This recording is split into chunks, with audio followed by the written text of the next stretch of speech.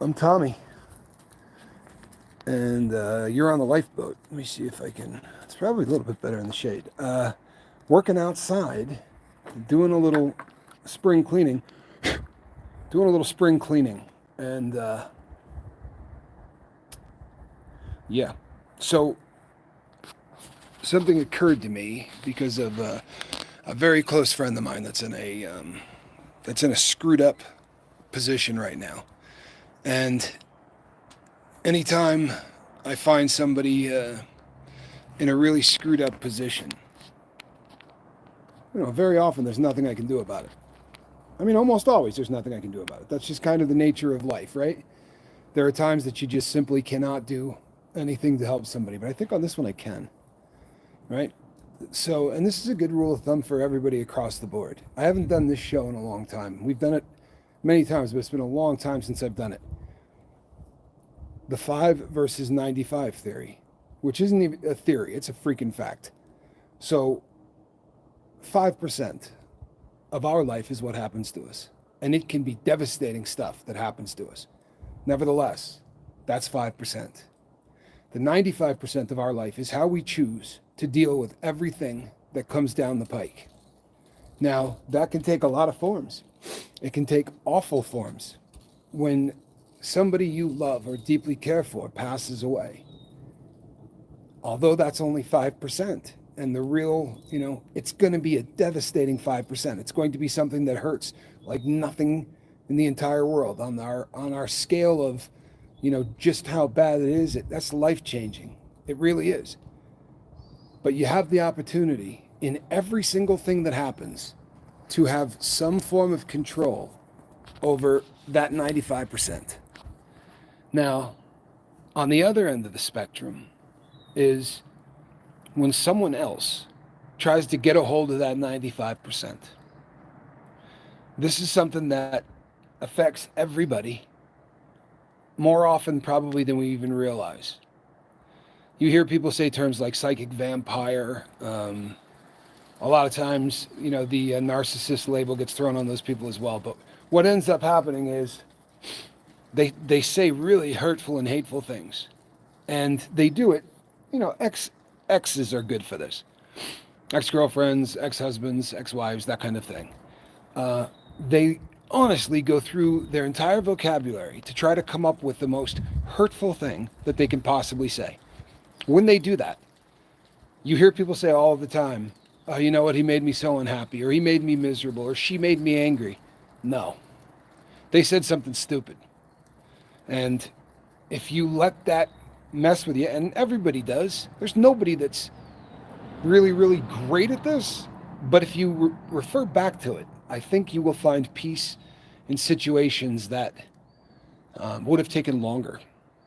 I did a show the other day called When Words Hurt, and I was feeling pretty messed up. I really was. And I let it go on for a day or two.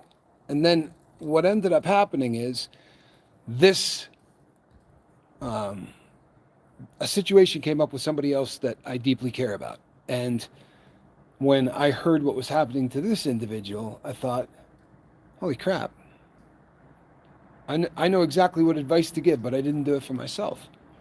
I allowed somebody to slip into that 95%. In fact, I allowed several people to slip into that 95%. That 95% is ours. That is where all of the power in life comes from. Your ability to say, you know what, this is a hump situation. This just sucks, but this is what I'm going to do about it. People who make the best of a bad situation. You hear things all of the time. When real tragedy happens, when unbelievable tragedy happens, like 9/11. There are so many people whose lives are devastated by that, and you cannot blame or say there's something wrong with any of those people. But the ones that seem to come out of it as a stronger human being and go on to change the world, that's an inspiration to show that even in the darkest of times, in the worst things that can happen to you. I mean, you talk about a pretty rugged 5%. You know what jumps to mind is Tunnels to Towers. If you guys know the story behind that, but there's a There's a gentleman that started this foundation for his brother, who literally ran through the tunnel to get to the towers. The traffic was everything was snarled, and nothing could go anywhere.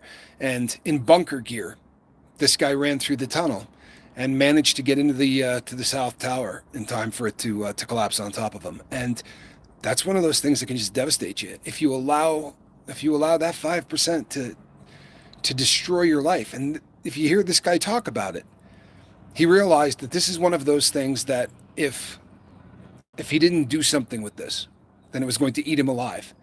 And what Tunnels to Towers have been able to do out of the most hurtful and awful situation, at least in my lifetime, right, for our country.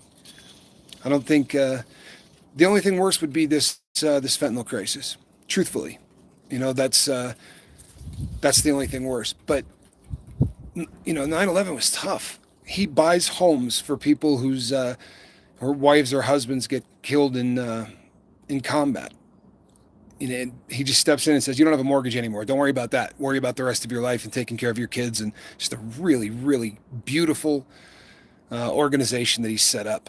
Really a beautiful organization. But the point is, if you find yourself today saying, "Boy, does she piss me off," or "Boy, does he make me mad," you really, and it sounds like something that a motivational speaker says from the front of the room, but it's a damn fact. It really is.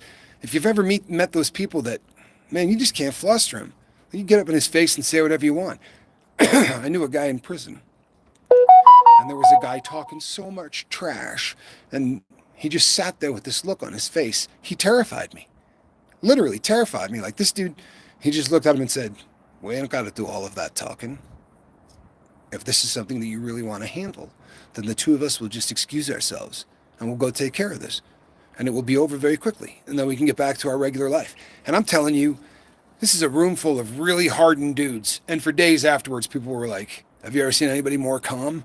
And fights in prison tend to often involve knives, and just, it's a very dangerous place to be. And adrenaline starts pumping, and this guy was not going to let somebody piss him off with words or with anything else.